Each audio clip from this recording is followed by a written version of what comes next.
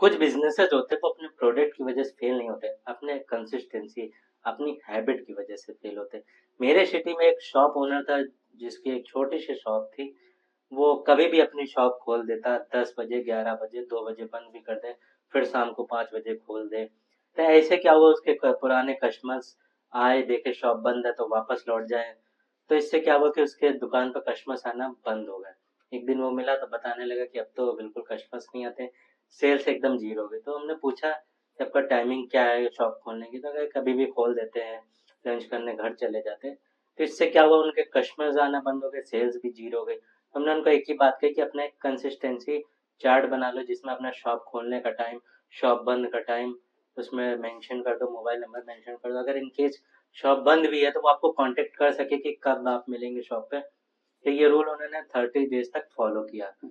उनके कस्टमर्स बन गए, दोबारा से पुराने कस्टमर्स भी वापस आने लगे, उनका ओवरऑल फुटफॉल भी बढ़ गया। तो बिजनेस में कंसिस्टेंसी और अपना डेली हैबिट्स जरूरी है, क्योंकि जब बिजनेस ओनर ही नहीं होगा तो उनका बिजनेस कैसे बढ़ेगा।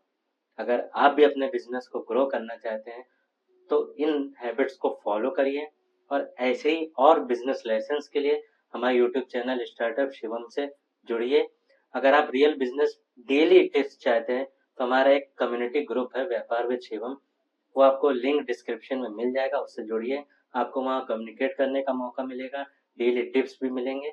और ऐसे वीडियोस के लिए हमारे चैनल को सब्सक्राइब कीजिए। मिलते हैं फिर नेक्स्ट वीडियो में एक नए बिजनेस लेसन के साथ, एक नए बिजनेस टिप्स के साथ।